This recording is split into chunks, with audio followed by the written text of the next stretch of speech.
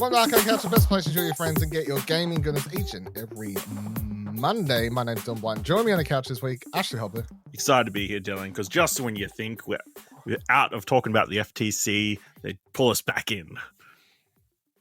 Also here, Kieran Marchant. Yeah, here we are again for another, as people kept commenting, waste of taxpayer dollars, which I'm like, yeah, whatever. But like, I don't know. I don't see the FTC doing much out of this. Now, I purposely couldn't be fucked talking about it last time, but I feel like, I don't know. We haven't talked about it for a while, so we might as well get straight into it. I feel like everyone just knows the story, so I don't even know how much we need to catch up. But my version of the story, just in the catch up to the Eurogamer story, is so obviously weeks ago they had the trial. Then it was like put on hiatus over the July 4th weekend and stuff like that. And then everyone thought it was over because the judge ruled that they weren't in favor of the FTC. And everyone thought it was over, and I sort of laughed because then all these podcasts did reactionary episodes that were like, Xbox won, yeah! And then like 24 hours later, FTC announced that they were motioning an appeal. Normally in these situations, the FTC just doesn't appeal. No, but it was still quite funny. Like, yeah, which is why everybody just thought Xbox had won, was because the FCC, 9 times out of 10, doesn't appeal it. Nonetheless, it worked out as Eurogamer writes here. The US Federal Trade Commission, FTC, has seen its initial motion to appeal against this week's Microsoft and Activision Blizzard ruling promptly denied.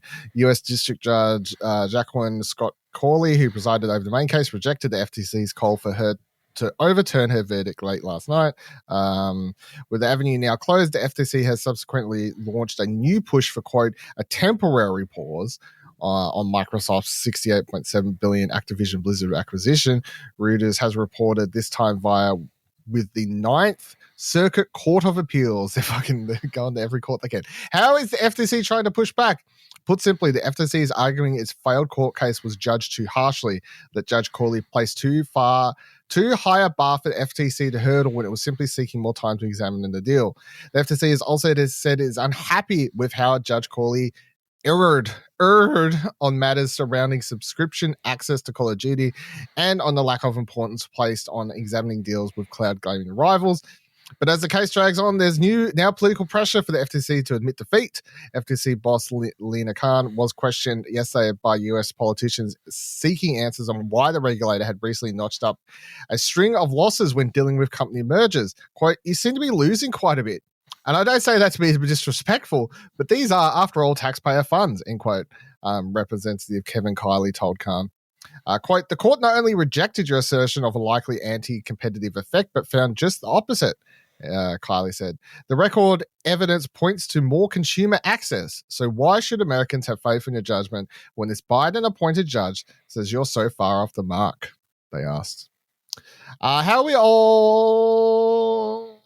I'll start with you, Kieran. How are you feeling about the FTC, Xbox, Activision acquisition roller coaster that we've been through, I guess, the last month?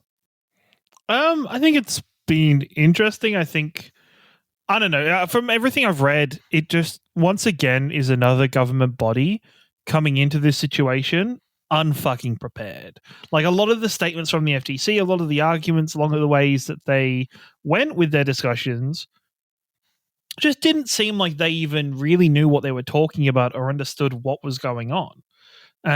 It was very much the same as when we heard the UK's CMA going through like the cloud gaming stuff, and you're like, well, fuck, you would think that they would put some effort into learning. Like, and then you've got these Microsoft's lawyers clearly understand what's going on and clearly understand the parameters that they're operating in. And there's just so much out there that I think it was funny to see the court proceeding, because everything that came up first, because of the way court proceedings worked, everything was very negative against Microsoft because all of the FTC's evidence were coming out. We got the email from Bethesda. I can't remember his name, but I think it's either not the creative director, but one of the higher senior ups in Bethesda being kind of pissed off that why didn't Bethesda get a choice on exclusivity, but Call of Duty is going to get that choice. He's going to be allowed to be on all consoles.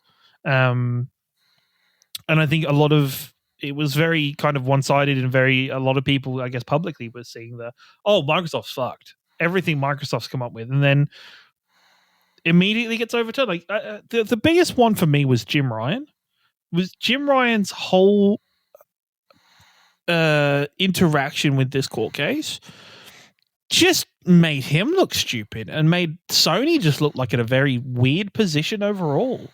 I think you've got 1 minute, you've got him on the stand saying the problems with it, and then the next minute there's emails being read out for him saying where it's not an issue, that PlayStation and he doesn't care about this.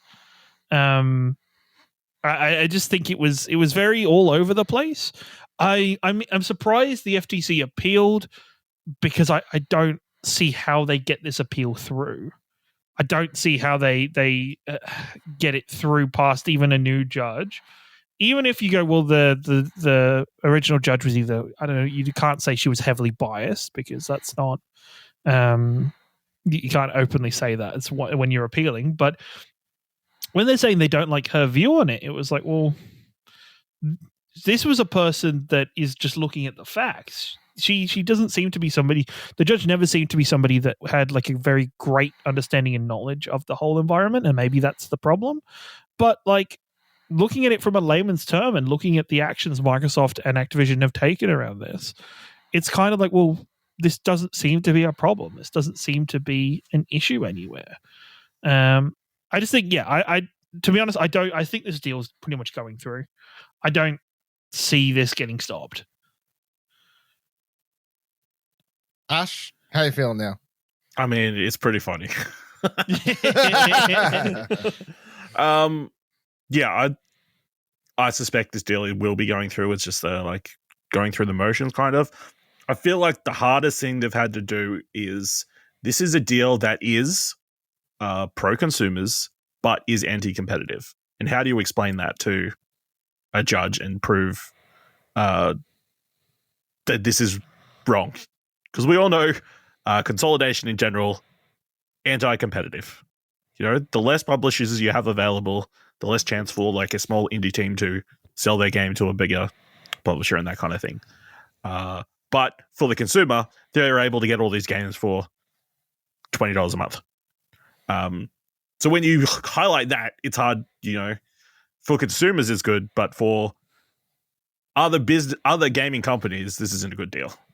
Yeah. So I mean, there was literally parts in the case where that, like, FTC would be putting their case forward, and the judge would be like, "So more people have access to stuff because of Game Pass?" And they'd be like, "Yes." Wait, no, that's not what we mean. Like,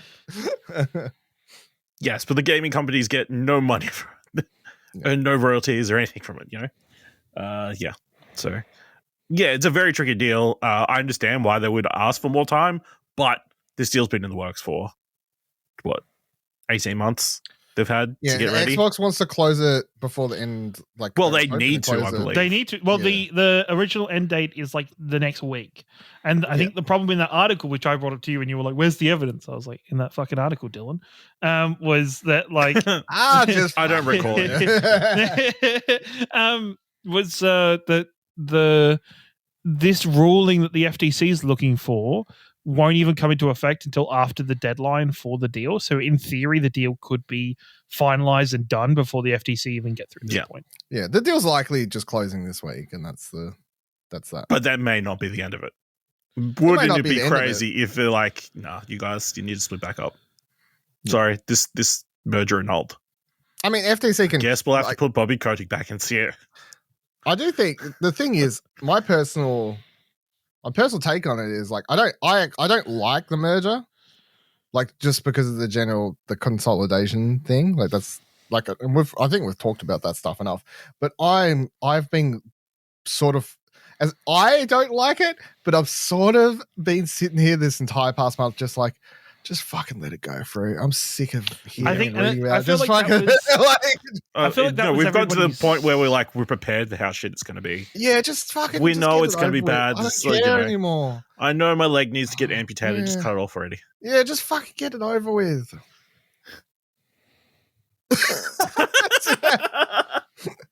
Kieran was like about to say something. He was like, "All right, fair enough." That's fair. That's fair. And I feel like I feel like that happens every time the FTC has done this. I think people were very much in the same mindset during the Disney Fox deal, where towards the end of it, people were like, fuck, just let it go through. Just let it happen. Because I just feel like as a body in these situations, the FTC is just so consistent with dropping the spaghetti all over their lap that it's a meme in itself. If the FTC is going to look into these in future, how many people are going to take it seriously if they keep coming in as unprepared as they seem to be the last? I do find it continually weird. Like, so when the Disney one was happening, people were like rooting for Disney as a sports team because they wanted the Marvel characters. They wanted back. the Fox characters. Yeah, they wanted the Fox characters in the MCU. Like, no one cared about anything else other than that and how it may affect other franchises and whatever else, or other companies in the and all that sort of stuff. They were like, I want whatever, Spider-Man, X-Men, Deadpool, Fantastic Four, Deadpool. Wolverine right? in the MCU. Yes, yeah, basically. And then with this, I found it very weird the other day prior to like the FTC challenging the amount of people on Twitter that were like celebrating like their team won.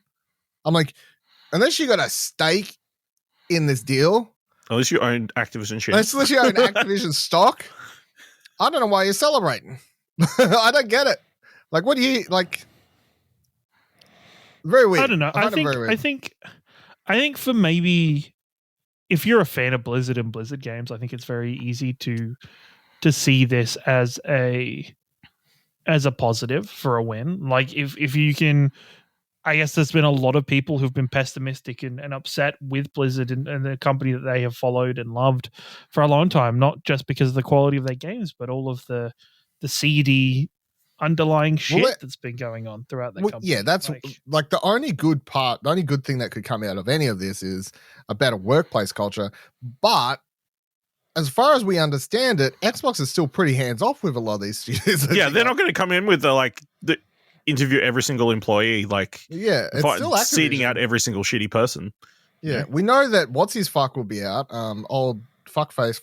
Not right away, Bobby Kotick. Not right away, but when his thing's up or whatever, his contract, he would leave, or they would make him leave, basically.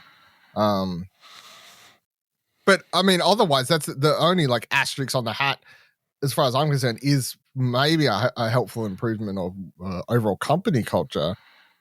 But outside of that, I found it very weird the reactionary celebration to a monopolization of one of gaming's biggest third-party publishers in Activision. Mm-hmm. After they bought one of the biggest third-party publishers in Bethesda. Yeah. Like, they already got one. Then they got another. And everyone's like, woo. I'm like, cool, I guess. If you own an Xbox. Yep. Or a cloud. I guess. Or the cloud. You know, it doesn't bother me. I own everything. So, well, that's the other thing. I think so many Xbox fans are clinging onto this because Xbox doesn't get wins or hasn't seen to get a win because of whatever reason for the last. I don't think it matters how much Xbox buys. But Xbox buys up like 30 studios and they still don't put out a fucking good game. Yes, like, I know, like, right? I know. You know, like the hard truth is, like, if Starfield comes out and that shit, like, I don't know what the fuck's going on. Like, everyone's clinging on to that as the last hope for right now, as far as Xbox and a game release. Yeah. Like, Starfield has to be good. Like, has to be good. Yeah, no, it has to. It has to. No, 100%. I feel the other problem was the focus was so much on Call of Duty. Like, that was the only title that was brought up. It's the biggest game in the world, right? Well, basically. Yeah, they also have like the biggest MMO in the game and a huge live service game and Overwatch kind of, and other titles as well. So Diablo was huge this month, you know, stuff like that. I feel like they could have brought up. Well, that's all PlayStation really cared about was Call of Duty. So that's all PlayStation gave a fuck because I've had a connection with Call of Duty. And in any other way, in most ways, PlayStation is like the driving force behind the FTC's push. Like, PlayStation's... Well, no. Well, they're of course they're going to be the most vocal when they're the direct most competition. vocal, but the PlayStation didn't pay off the FTC to No, I don't investigate mean and that. start I the don't mean case, that in terms of them paying off. But but PlayStation are the ones that are complaining, and are the ones that are stomping their feet and saying this isn't. That's because okay, Nintendo's not playing. Yeah, Nintendo doesn't give a because fuck. Nintendo Nintendo's doesn't not give a direct fuck. competition, yeah. Nintendo's actually won out of this. Nintendo, if anything, have said yes, only do this. So then Microsoft signs a heaps of fucking deals with us to bring stuff to us, and they've like Switch. But if the shoe was on the other foot, it would be the same case. If Sony was 100%. buying No, Activision, 100%. Xbox would be the biggest complainer, and Nintendo still wouldn't. No, I'm not saying that as the bad thing, but I'm saying is with this thing of the other games being brought up, it's because Sony have only probably complained about Call of Duty and kept having Call of Duty as the focus. It has led to it being the focus of this court case. I mean, it's one of the biggest. Yeah, it's because it's one of the biggest money makers in the world. So, and for the last 5-6 years, PlayStation has had their name tied to Call of Duty. And I mean, as much as like, I definitely do. I do think anyone bringing up exclusive DLC or skins in comparison to this, you're pulling at straws. Now you can have. I'm down for having the argument and the discussion around what is good and bad about any game, be it Call of Duty doing exclusive deals for DLC and skins and maps for any game, be it Call of Duty. But I don't feel like that's anywhere in the same ball ground as buying the entire fucking company. No. I'm not trying to say it is. But all I'm saying I'm not saying any of this. Like all I'm saying is PlayStation, for the last 5-6 years, every time that there is a Call of Duty ad, it is either preceded by a PlayStation logo, or at the end of it, it is like something like best played on PlayStation or something like that. Well, you know who had it the 5 or 6 years prior to that? Yeah, with Xbox. No. And I'm not saying once again, right? Once again, I'm not saying that it isn't, and it does go that way.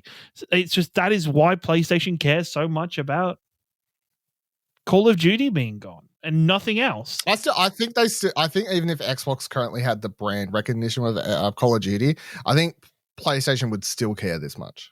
I don't think any current deals affect. No. I'm not. No. What I'm saying is that it's why Call of Duty is the focus, and it doesn't care about Diablo. It doesn't care about Overwatch. It doesn't care about Candy Crush. And that's the thing. If you read all these articles and people Candy Crush, I didn't know about that. Oh wait, Whoa. King? What? King? That's part of this deal. But that's the thing, right? That's the thing is that it's funny. Am I going to have to use an Xbox phone? if you look at this, if you look at it. Like from Microsoft's point of view, it wanted the King part. It was like reaching in and grabbing the King part, and then it's just got this Activision and Blizzard thing stuck to the side of it. And it's like, okay, I guess we'll take it all then, I guess. Like, if realistically, if somebody just made the suggestion to the FTC or somebody where it's like, let them take King but leave the other two, like either find a way to separate the company or make the company separate and split that section off. Microsoft would probably be like, PlayStation, we'll give you King. No, because PlayStation doesn't want King. Xbox is like, we just want to be in the mobile space. And it's so, I feel like if the FTC wanted consumerism problems or like focus on it, they should focus on the mobile section of it and be like, what the fuck's going on here? What is like, I feel like this is just... They're not going to do shit. I mean, in the mobile space, there's small potatoes. I mean, between Google and Apple. So I think even I meant more the app space in terms of Candy Crush and all that shit that King does. Is Candy Crush still a game people play? I believe pretty sure so. King makes a lot of money. Sure. Do they make a lot of money. Is it just the same people just buying the? What are you buying? I can't figure out how to do this. Can't figure out the solution. Let me buy a bunch of power-ups. Is that what you do? Is that how you spend money? Okay. Yeah, okay. Never looked into it. All I know is they make a lot of money, but I've never... Well, you probably get as many... Anyway, someone at Xbox... Someone at Xbox had enough of this shit and decided they're going to up and leave. So Major Nelson has announced he's leaving Xbox after 2 decades, Kotaku writes. Xbox Director of Programming and longtime public figure in the company's history, Larry Major Nelson here, has announced he's leaving Microsoft after 22 years at the company. He has been a figurehead for the Xbox brand for a long time, even looking back for examples of Kotaku's past coverage, blah, blah, blah, blah, blah. He made the announcement on Twitter, quote, "After 20 incredible years, I've decided to take a step back and work on the next chapter of my career. As I take a moment to think about all we have done together, I want to thank the millions of gamers around the world who've included me as part of their lives. Also, thanks to the Xbox team members for their trusting me to have a direct dialogue with our customers. The future is bright for Xbox, and as a gamer, I'm excited to see the evolution." Now, before I get your thoughts on this, can I just point out something I was just reminded of? So he says here two words I'm fine with. So he refers to the millions of gamers, and he refers to Xbox consumers as customers. I kept seeing people using this phrase on Twitter this past week, talking about it and being like, well, the community's pretty happy with it. I'm like, can you stop referring to A, gamers, because like even that term I don't love, but I'll accept it, or B, consumers of a product as the community. It was pissing me the fuck off. Anyway, what do you get? Give me your thoughts on Larry leaving Xbox, Kieran. Miss Major Nelson? No, look, don't give a fuck. I don't know. 20 years. He's a figurehead. Is he? I guess Major so, Nelson blog. You know what I just learned in the last 10 seconds that you were talking about the article? Xbox has an official podcast.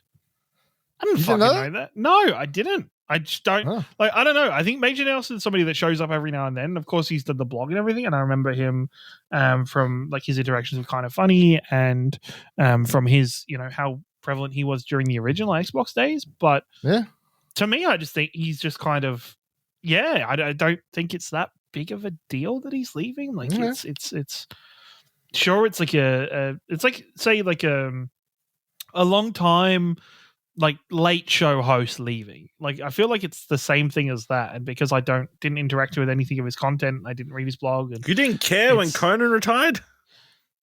Wait, Conan retired? Yeah, fair enough. No, is this a bit? I don't. You didn't know Conan retired? Not really. Just a podcast now. So yeah, but he retired 4 or 5 years ago. Yeah, maybe. Who replaced him? I don't know. Was it? It was on the TBS, so it doesn't matter. Okay, fair enough. Oh, okay. Maybe you care. Do you care more that James Corden's leaving? Well, he's a terrible human being. So no, that's a British person. Yeah. No, he's been a smear on British people's fucking. Unfortunately, he's still British. He is, but he's evolved into this American version of British, and it's the exact same thing that happened to the original English that went over to America and then became Americans. Come on, shit. I think this is a moment in Xbox history. Personally, I mean, I wasn't upset or anything, but I was like, wow, that's kind of crazy. Major Nelson leaving Xbox. I thought he would be there till the day he died. So, he was as far as Xbox went. He's been there ever since I've known about Xbox. Well, 20 years. That's almost as long as Xbox has been around, right? Yeah, exactly. That is as long as it's been around. 2004, the original one dropped. 2005. Exactly. So there you go. He's been the entire time, I guess. Yeah. But yeah. There's a huge moment. It's all because of this. He decided to leave because of the FTC. Yeah, he's like, no, I can't stand for this. This is where this would be you don't put out any good games. How am I feel supposed to keep defending them? I feel and this is where it's weird considering I'm the Xbox voice on this fucking podcast. I'd be more upset or more whoa, that's incredible if Sony announced that Shuhei was leaving. Well, that would be crazy. That would be more crazy. And I feel this is supposed to be on the same level, but it's just not. Okay. Fair enough. Talking about Xbox, I got so Xbox at the moment. Well, actually, it should be over by the time you listen to this, I think, right? Yes, it ends tomorrow. So Xbox was running this past week, ID Xbox Demo Festival. I've played some of the games, so I was going to talk about some of the ones I liked, I'll just run down and talk about all of them, but say this one was bad or this one was good. How many did I end up playing? 1, 2, 3, 4, 5, 6, 7, 8, 9. I played 12 demos. All right, so I think they're in alphabetical. I've listed them here. Firstly, I played Arrow 2, which I've never heard of, but anyway, I never heard the first one, but so Arrow is it was pretty cool. There's two levels in it. It's a on rail shooter, but a rhythm game. It's sort of interesting. I thought it was cool. Really great use of music and everything. Got the beats pumping. You sort of like have to, you move on like a, what do you call it, like a circular motion. Like, you know, if you push the left analog stick all the way to the left, the character, and if you rotate the analog stick around, that it literally will just rotate on this like sort of like invisible locked in spectrum sort of thing. But yeah, so you sort of like try and move across these like certain keeping to the beat as you float along. And then every now and then little things will fly and you use the right analog stick to shoot them and stuff like that. But it's all to the beat. So I thought that was pretty cool. Then we had Demon School. This one I don't remember if I'd seen this. I assume this has been something and I've never actually seen I think it's been in a bunch of Steam things, I think. Things? Yeah, that would make sense. But this is pretty cool. This is going to be up your alley as well, I think, Ash. So it's the synopsis for this one is Demon School is a new style tactics RPG where motion equals action. Defeat big weirdos in between the human and demon worlds as Faye and her misfit companions while navigating university life on a mysterious island. So yeah, it's like got your Persona-esque. You're running around the school classroom, talking to people, like building up relationships, sort of stuff, and then you enter battles against like demons. And it's a turn-based RPG, but you make all the moves for the characters at once, and then like everything like sort of plays out for you.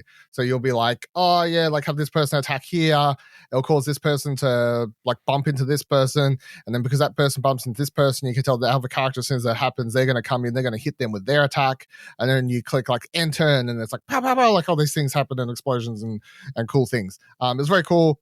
Like I struggled to sort of wrap my head around it first, and I kept making mistakes and like actually like blowing up my character, blowing up a character who had the explosion built into them next to my characters, not moving them out of the way. But once I got my head around the combat, I was like, yeah, this is some good shit. Cool art style, character designs, all that sort of stuff. The writing wasn't cringe considering it was set during a teenage. I always get worried they'll try and be like too hip. The dialogue because they're teenagers and stuff like that, which will annoy me. But yeah, I thought this one was really, really cool. So and yeah, like I said, I guess like the combat system is simple, but it's got like enough like it looks really simple, but then you get into it's got the challenge in there, which is cool.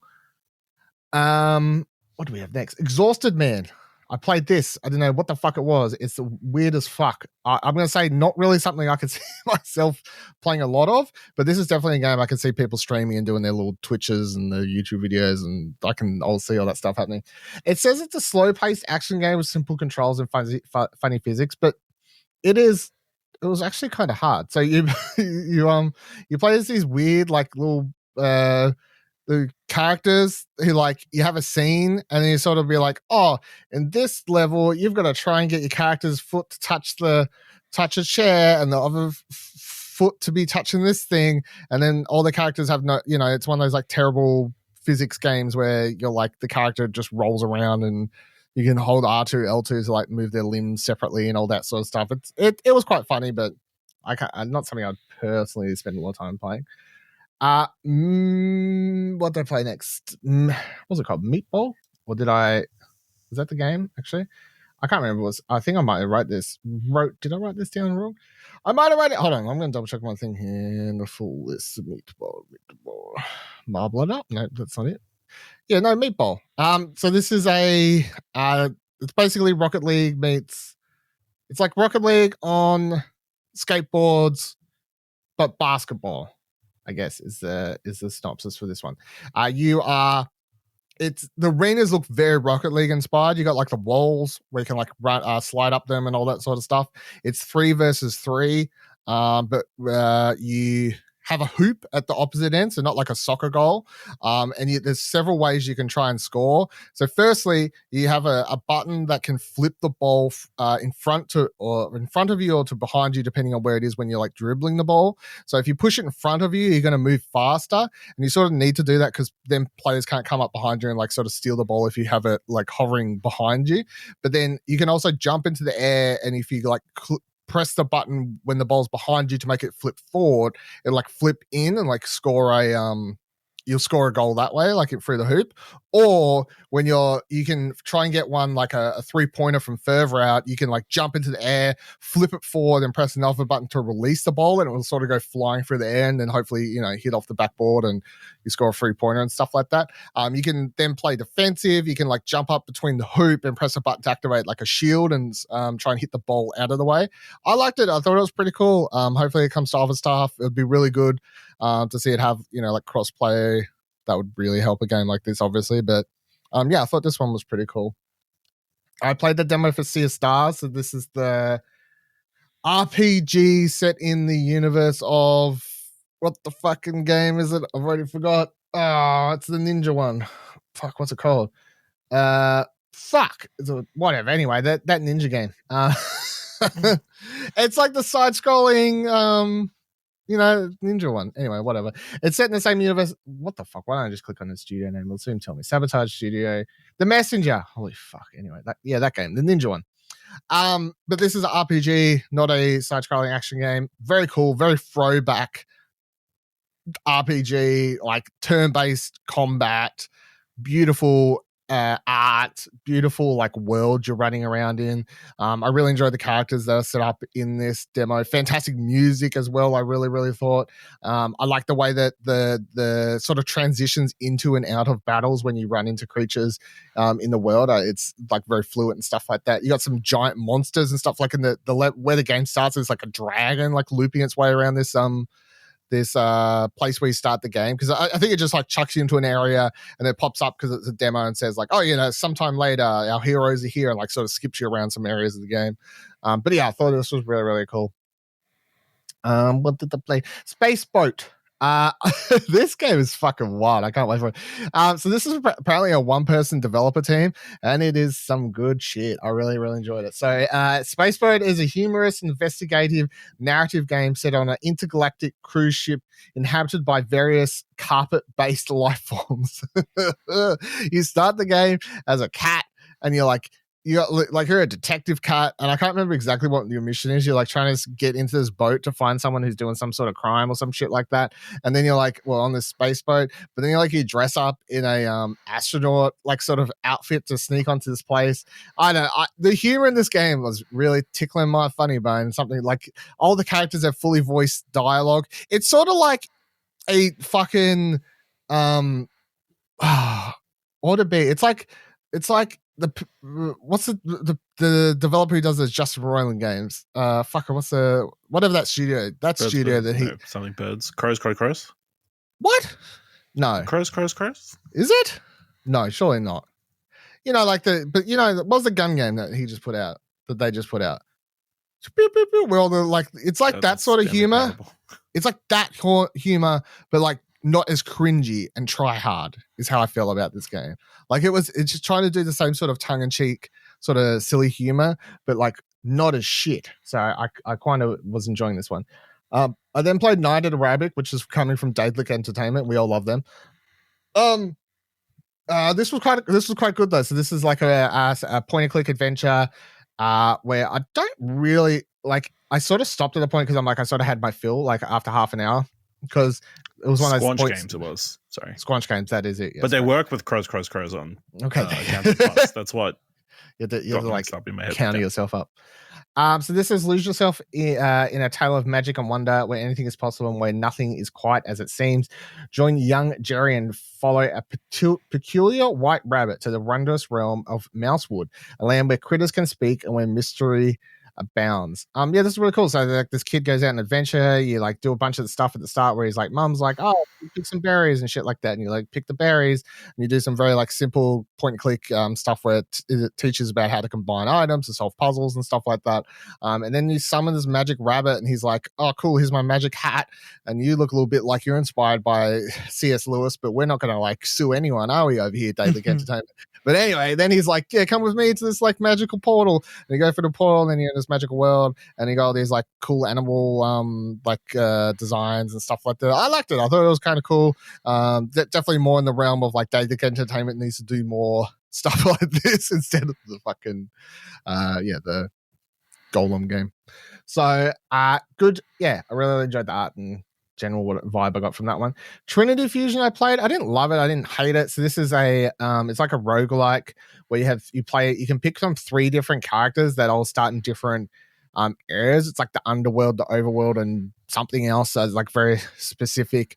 You do these runs, your upgrades persist over I think all 3 characters or something like that, but you can sort of jump around and play them wherever you want in these different areas and slowly build up progression and upgrade your weapons and stuff like that. The combat was like fine, but it just, from what I played, I'm like, okay, well, if I was going to play this for like 50 hours, which, roguelikes sometimes have very long playtimes, I just felt like there wasn't enough. Like I sort of felt like it wasn't either fast enough or like fun enough or something to keep me going for that entire time. But yeah, WrestleQuest.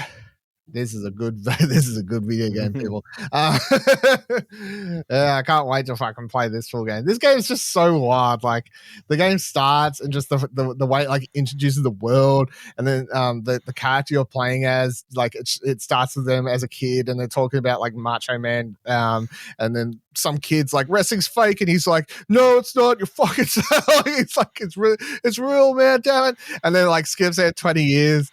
And now he's like part of this wrestling school or whatever, but he still is like, like wrestling's life, there's nothing fake about it. And even to the people he like works with at this wrestling training facility are like, is that dude all right? Like he takes his stuff pretty seriously. And anyway, you then go on like a journey to join go join an amateur wrestling competition for the first time and stuff like that. But the art and humor in the story is all very fun, and there's like a bunch of like mid to high name people in this from the wrestling world and stuff like that, which is really cool. But then the combat's really fun as well and unique. It's like turn-based. It's like turn-based RPG, but it's like reactionary even when you're attacking or defending. And by that I mean, like, if you choose to do a basic attack, you'll deal more damage. It gives you like a QTE, like press X to do extra damage, and then like if someone attacks you, you can press a button to like sort of block them. So it's not like zone out and play. You sort of always has to be interacting with it. You can unlock do special moves, and these are like, pile drivers and shit like that. But then even once you like get your opponent's health low in the battles, you then have to go in and like always to activate to do a pin, and then like that's a little mini game, like attack to do a pin, and if you fuck it up, they have a chance to like obviously come back and attack you. But then every time you try and do a pin, it gets easier and easier to get the mini game down and stuff like that. So I mean, I've talked about I feel like I've talked about WrestleQuest is something I'm excited about, so I was very happy to like finally play a little bit of it and be like, yeah, fuck, this is like living up to basically everything I thought it would be in all the trailers. I was like, yeah, this game's fucking the shit. I can't wait to play this one. Played Dynacat. So how many I got? Like 3 games left yet. So these are the ones I didn't really love. I sort of put at the bottom of the list here. So Dynacat, it's like Sonic, kind of, I guess. It says, save Dynacat's home from incoming army of robots in this fast-paced 3D platforming adventure. Dash to the goal, find all the secrets, defeat enemies, and earn points by doing it all in style. Very 90s throwback art style. Very like 2.5D. It says 3D, I guess, but yeah, the design style's like isometric or whatever. But yeah, Sonic inspired, but you're a cat. I didn't love it. I'm sure it's like got a there's nothing in particular about the game. I get the fan base and the person is trying to appeal to. It's just that person is not me. Frank and Drake I played. So this is says Frank and Drake is a modern gothic tale that puts players at the heart of a supernatural mystery through its non-linear branching paths, minigames and puzzles, and unique rotoscoped art. Take your time and explore and soak up every word. This is nothing against the game itself. I think that maybe if I played it from the start and got fully invested in the world and story and stuff like that, maybe I could find myself enjoying this game a lot more. However, as a game that's definitely trying to be very introspective about its characters and its world and its story, just being thrown into the second chapter, the most I could appreciate was, I was like, okay, the art's cool. The rotoscoped art is definitely a cool thing to see in a video game. However, I wasn't loving it as a demo experience. It's sort of a hard game to market, I guess. And then finally, Slave Zero X. So apparently there's a game called Slave Zero, which I've never heard of. Anyway, this is X. I don't know if it's a sequel or the extreme version. Oh, fucked if I know. Anyway, it's like a 90s throwback Ninja Gaiden sort of. They list here Devil May Cry, Strider, and Guilty Gear.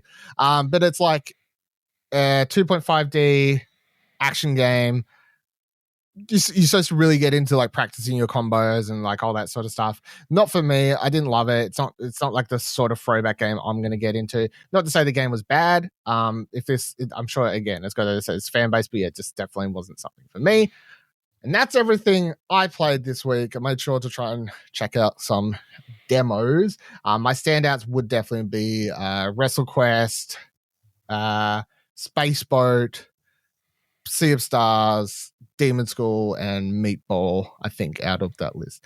Ash, is there anything that surely WrestleQuest or some of that stuff like resonated with you? Yeah, WrestleQuest is one I'm definitely still waiting. It's like 8th of August, I think, is when it's coming out. So count down the days. Yeah, that's top of my list. Yeah, don't need to play the demo again. I think I played it the first time they put out a demo. So did you? That's the one I played where it starts at the start of the game. Yeah, and then fairly. You talking about that? Did you? It's got to be like a year ago now. So okay, right, yeah, because that's the first time I played it. So yeah.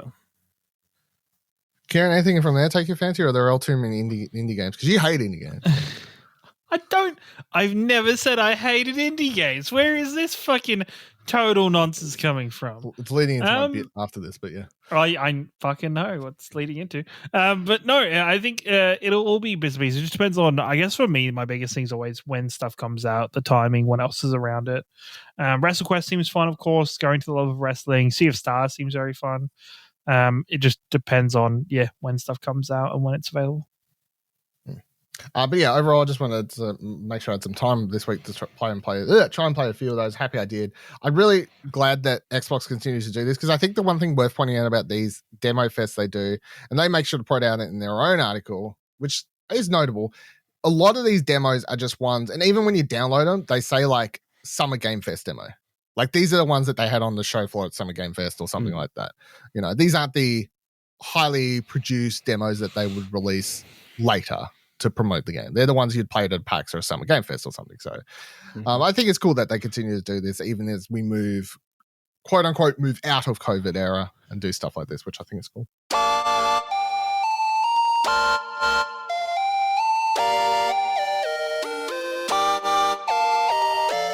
All right, finally this week, I want to talk about a game I've talked about before, but now I feel like I can talk about it more, because I was laying in bed the other night and I went to boot up a little game called Dave the Diver, which obviously I've talked about a couple times now and like how good that is. I saw a news story early in the week, made 1 million copies. Buddy tagged me on that Twitter and was like, yeah. And I was like, that's awesome. Game's doing so well. This game's so great. I remember I was on here a couple weeks ago talking about how much I was hating playing Final Fantasy and wishing I was playing Dave the Diver. Anyway, who do I see pop up in the bottom right-hand corner of my fucking, of my little game saying that they just booted up on Steam as well? One Kieran Marchant over there playing Dave the Diver. I literally saw the exact same pop up. And I went, oh, well, there's the show. So what was the turning point for Dave the Diver? Because last time I mentioned it, you were like, no, don't tell me it's good. I don't fucking play. I had hate indie games. I don't want to play it. I never said what? I've never said those words in my life. I hate fish and divers. I've never said either of those. Sushi. Oh my god. Well, that's true. That's fair. Hey. Whoa. No, I was home from work the other night and I couldn't be my brain was zoinked from playing. I couldn't focus on Yakuza, and then I opened up Steam. There's sushi in that too. There is sushi in that. So I opened up Steam, and then the first thing on my recommended in the Steam sale was Dave the Diver for like $27, and I was like, "Well, shit. Okay, I guess that's that's a sign from the Valve gods. Exactly, it's a sign from Valve. So I went, fuck it, I'll put it in. I'm like 5 hours into it. I like chip away at it. It's kind of my thing for playing before I go to bed. It's it's charming as fuck. Like it is. I'm so surprised by like how good its writing is and how interesting everything is there. It does the same shit for me that Hades did for me, where it was like every time you start a new section of the day or that you go to a new day, there's always a new bit of story or something. Yeah, it gives you a little crumb of fucking story, little something. You're like, oh shit, I'm like, what the fuck are these dolphins up to again? Why the fuck does this pink why does this pink dolphin keep getting fucking caught in things? I put a picture on Twitter during the week of the guy, Gunsmith. the rip-off Ash Ketchum. Oh no, the card dude. Yeah, that's right. The card dude that rolls up with you, and I was like, that's just fucking Ash Ketchum from Pokemon. If he was like mid-30s and had let himself go a fair bit. But no, I think very anime at times. Have you seen many of the anime? Yes, I'm very impressed by the level of animation and the stuff that goes into even just stuff like when you're upgrading a dish, and it's like the first time you upgrade a dish for the day, it'll do a cutscene of something happening, and the first time I watched it, I was like, oh, okay, that's a cool cutscene that's going to play every time. There's a fucking different one every time. It's different all the time. The music is just a jam the entire time. Like the music is very cool. The amount of character there is, not just from Dave the diver himself, but like even the fish. I've just literally before this started running this podcast, I had this annoying squid or octopus that I had to chase after for a bit, and like I'm having a lot of fun. I'm getting to the point where I'm getting to like the really deep thing. I fucking rage quit the game last night before bed. I was so goddamn annoyed. The first time, a bunch of stuff or something? Oh, it was the first time I went down into like the deeper depths, like the third level area. Went down there. I I overloaded myself a little tiny bit. Overloaded myself. Was running low on air. You had like legit too much, so you was like in the red. Yeah, so I was like slow as shit. I was just slow as shit. And normally I'm like, as long as I'm slow as shit, I can fucking get to a escape pod and I'll be good. Fucking swim in, I see an escape pod. I also see a fucking shark between me and the escape pod. And I was like, oh shit. All right, this is a problem. I will get to the escape pod. So I managed to swim, get to the escape pod. The shark notices me a bit late, and he starts swimming at me. I'm like, oh, I've got enough time. At this point, I have like 19 oxygen left. Like, I need to get into this escape pod like now. As I'm holding spacebar to get the escape pod, this fucking shark opens its mouth and starts fucking sucking me towards it and sucks me off the fucking escape pod and kills me. I was like, fucking what? I've just done so much and I've just lost but no. You didn't lose everything. You got to pick one thing. No, I didn't even do that. I pressed Control Alt Delete, so I didn't save it, and I just Wow, you really did rage quit. I did. I was like, no, I'm not picking one thing, and I really did that earlier. That was fun. It's part of the game. Like dying is fine. Like, it is, but not when I had that much shit on me. And like I just done like the first story section you do when you get into that section where you go and visit. Yeah, but the story progress doesn't you don't lose anything. It doesn't, but it's just it's a roguelite. Yeah, I know. Like, yeah, I know, but I don't want to die. It was a bullshit death. I was tired. I was like, no, I'll redo it. But no, and even like, and not just like, okay, the swimming bits are cool. The swimming bits are a lot of fun. Exploring's fun. Catching different ship, deciding what stuff to take down is a lot of fun. And then you get to the sushi stuff, and I was like, oh, you can skip through this. But I'm like, no, I just hired a bunch of stuff. I did like 2,000 gold the last like sushi night I did, because I'm like, at the point my number one tip, I didn't realize for like until I was like 5-6 hours in myself. What? Because I didn't pay enough attention to the tutorial or something like that. Mm-hmm. So you know when you assign your menu, because you can assign a menu, you can pick what dishes you want to serve that night. If you don't, so let's say you pick the full, like if you've got 5-6 menu spots at your current level, if you fill all 5-6 menu spots with meals, and then at the end of the night there's any of those dishes that the chefs made that you just haven't been served left over, they just get chucked in the bin. Yes. Yeah. So you just when you pick the menu items, if you then click like a button to bring up the menu next to it, whatever button that is when you're playing on normal keyboard, because I'm using a controller basically. Oh, do you just say that? Is that what that auto replenish does? Supply? So he'll only make one at a time and you won't lose any. Oh shit! Okay. Yes. So you just put one in, and then you just put auto. Yeah, one of each dish that you want, and then go in and select auto supply. And you'll save a bunch of ingredients. Right. Okay. Good to know. Okay. Because I saw that auto supply, but I didn't know what that did. Yes, I didn't know. I didn't think the game did either a good job of explaining it or I missed something. But yes, that's what that does, and it saves you a bunch of fish. Okay. Cool. Yeah. No.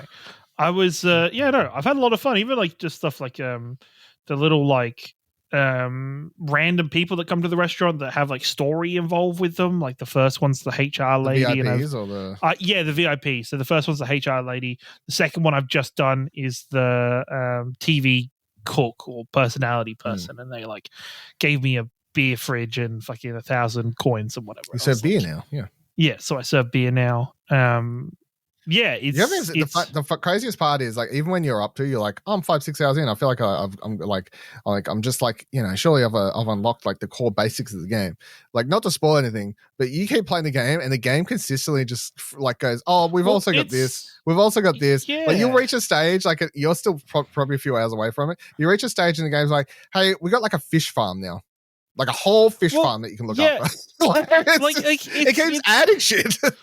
Well, it's at the point where I'm like, fuck. And I'm like, okay, I'm excited for the bit where like, I'm excited for when the net gun gets a little bit better. Because at the minute, I'm like, the net gun's cool. I use the net gun because it's guaranteed 3 stars when you catch stuff with it. So, yes. So later in the game, you also unlock something that you can buy. Like you can even bring 1 or 2 down with you, and they're basically like very big versions of the net gun that can even work on sharks and shit. Oh shit! Yeah. No, yes. There's even the point where I like tranquilize sharks, but then if you go up to it, it's like, no, you need this thing to get the shark. I'm saving up to upgrade my normal shotgun 3 fire gun thing. There's an upgrade for it that adds it so it shoots 3 tranquilizers at a time. I'm trying to get that. Yes. So I haven't got to the point where you can like upgrade weapons yet, which I want to. Like I've got to the point where I've like I think I've crafted one of all the weapons I've got so far. But yeah, no, and it's even surprising with like the first quote unquote boss fight with the giant fucking squid. It like just keeps adding. It is a boss fight. Yeah, like it's got a health bar and everything. It's got a health bar and everything, and it was a really interesting boss fight. It wasn't even like a sucky one. It was it incorporated the game well. I'm looking forward to how they do bosses going forward. And I did see some people complain. I was reading through like some of the Steam reviews the other day. I saw one of the people complain that they actually hated the boss fights because they thought up until that point the game was like this pretty chill like sushi experience, and then all of a sudden it threw at you like an intense boss fight. But this game literally just has like everything in it. It's sort of like chuck everything in my only thing is I wish this game has controller support because I think a controller it does have controls. Well, it does. I need to plug one. I don't. Well, I'm playing it on. So. Yeah, I'll put it in. I'll plug in the controller because I looked through the settings and I couldn't see anything. I'm playing it on a ROG deck. I've not played it on my normal PC. Yeah. No, I haven't. I started. And this game is fucking perfect for that sort of thing, by the way. Yeah, it is 100%. I'm jealous of you with it.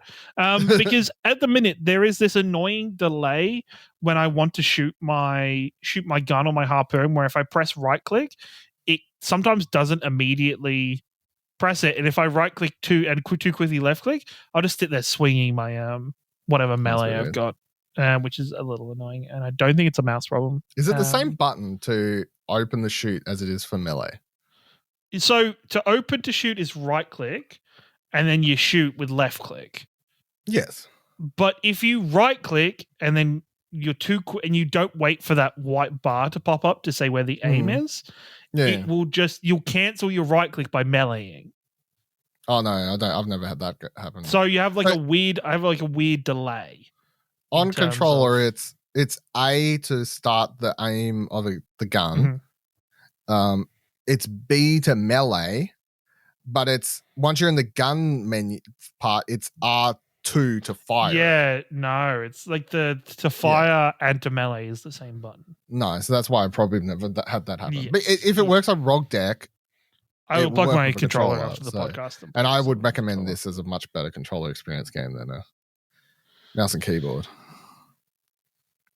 Especially for like there's just a swimming around with analog stick, surely.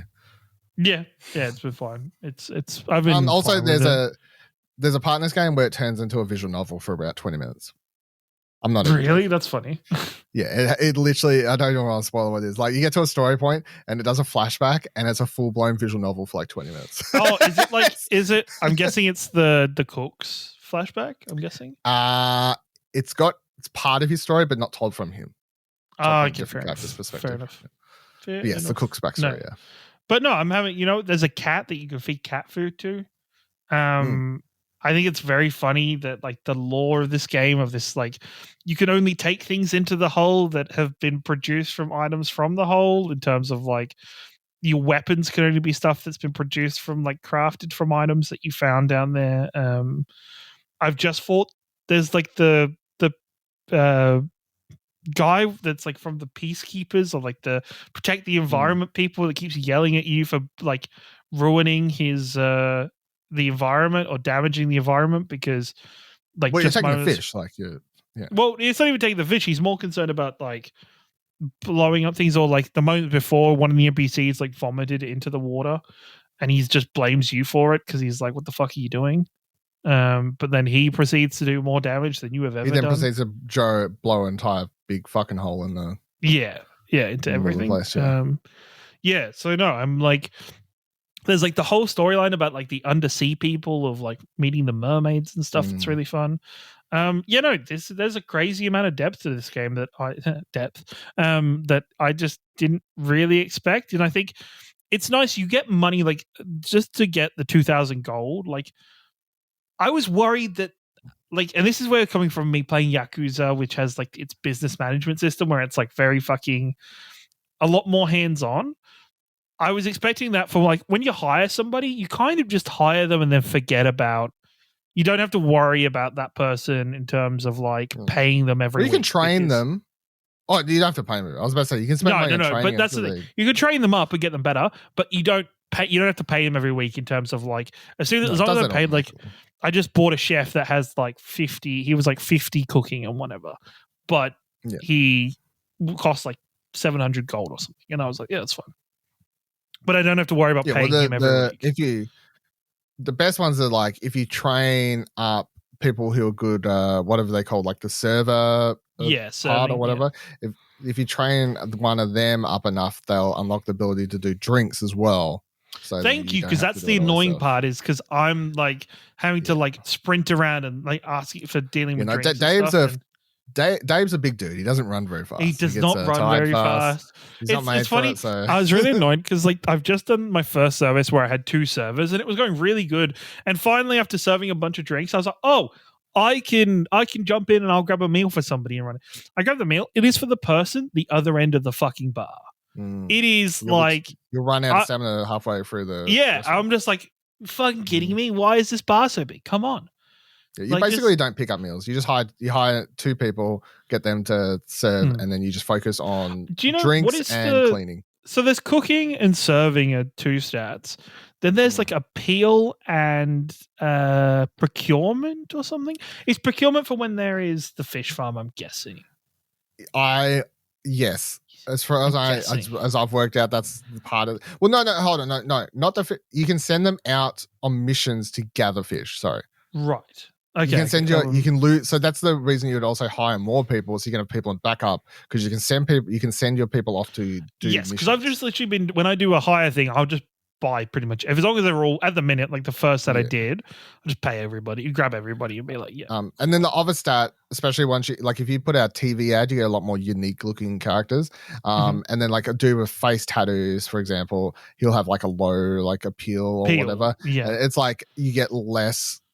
Like he's going to get less likes serving the public meals. He's better off probably as a chef, or doing your grabbing that sort of thing. Yeah, or going on missions or something like that instead for you. Ash, you buying this game or what? Yeah, I feel like I need to. I think it's probably going to be one of those. It's definitely one of my favorite. I think it's going to be one of the Game of the Year discussion at the end of the year. So yes. I think it. Yeah, if not, easily in the indie game of the year. It's easily in my game of the year list. Yeah, like, I was already thinking this. I was like, yeah, this is pretty fucking good. Like this is, like you can. It's funny. The main theme that plays while you're swimming around is hella repetitive, but it is like in the best possible way. Hella repetitive, where it's catchy. It's catchy, and I just feel at ease while I'm doing it. And like it isn't like there is plenty of oxygen. The fact that oxygen runs out, but it's both your health.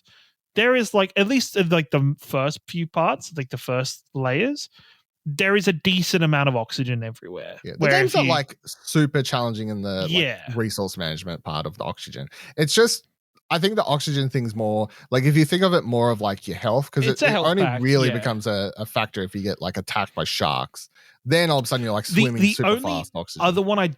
the only other thing that I wish it explained better, when you pick up different harpoon heads that have different abilities, like the shocks and the shocks and stuff, whatever. they all have different mini games involved with them with pulling in it.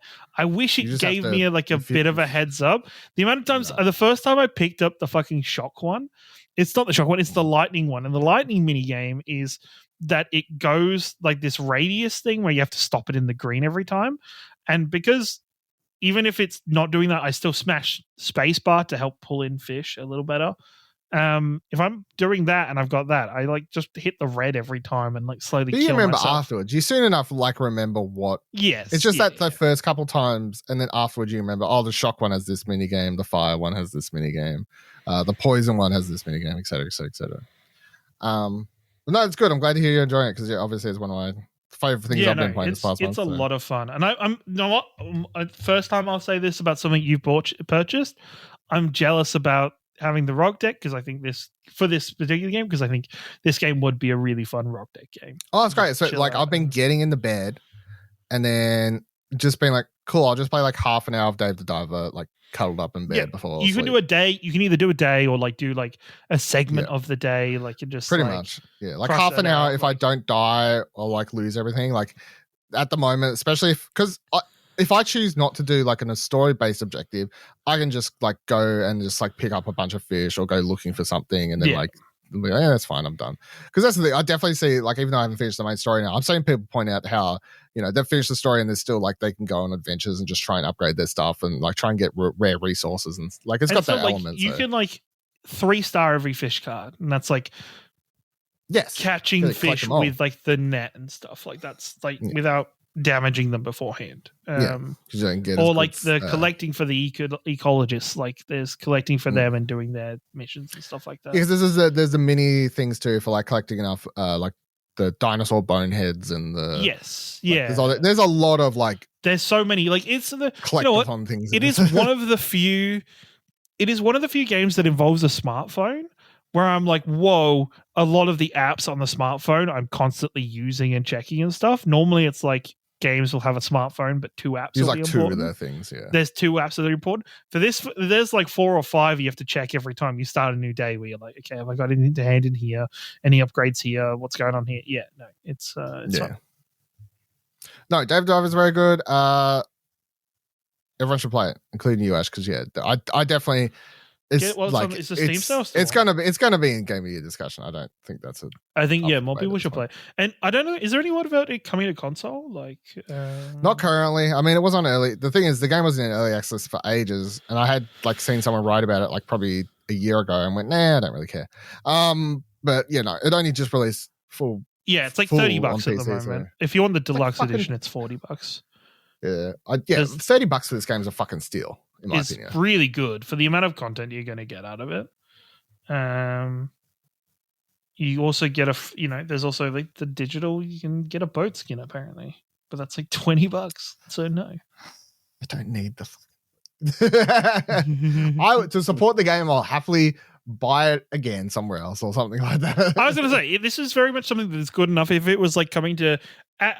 I'd hope it'd come to Game Pass, but like if it's coming to PlayStation, I would buy it on PlayStation and play it on PlayStation and stuff and chill out and do that. I think even like the level of we haven't mentioned it, but like even though it's a lot of it is a mixture between pixel art and like 2.5D graphics for like the areas, it's really fucking good. Like it looks really good. No, it's really good. It looks great. It plays really well overall.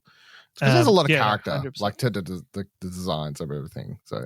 Like, I think all of the NPCs are interesting. Like, there hasn't been an NPC I've met yet that I'm like, oh, you kind of suck or you're boring or, no, I think it's a lot of fun. What's it saying? Like throwing everything at the throw at the wall and see what sticks. Oh no, throw everything but the kitchen sink at it. Everything but the kitchen sink. I think this game does that, but it actually succeeds. Like usually that's like a negative connotation. This game literally throws everything but the kitchen sink. Especially the further you get in the game, it's just like it gives you more and more of like different gameplay elements, but it just fucking works somehow. It's crazy. So That's really good. All right, that will do it for this week's episode of Arcade Couch. Don't forget, you can check out the... Oh, I don't know. I get fucking sick of doing this. The explosionnetwork.com/support. Come support us on our Ko-fi page. explosionnetwork.com/Twitter, I guess. Takes you to our Twitter page. It may or may not be up in a week. I never know. Still follow us on Threads. I'm over there threading. I'm threading. Like, I don't even tweet anymore on my personal account. I think I've just been posting Threads. I just, like, basically... I'm just committing. Shit. Yeah. Follow. Yeah. Look out for more Dave the Diver talk into our game year discussion towards the end of the year. I reckon. That's for sure. Probably. Did someone just boot it straight back up again? Did Karen did you literally just turn the game on? You're the worst. You're like so. I mean, I love it, but like it's so funny to me that like you have like that thing of like, oh, we just talked really positive about a game, then your mind's like, I want to play that. Well, it wasn't even.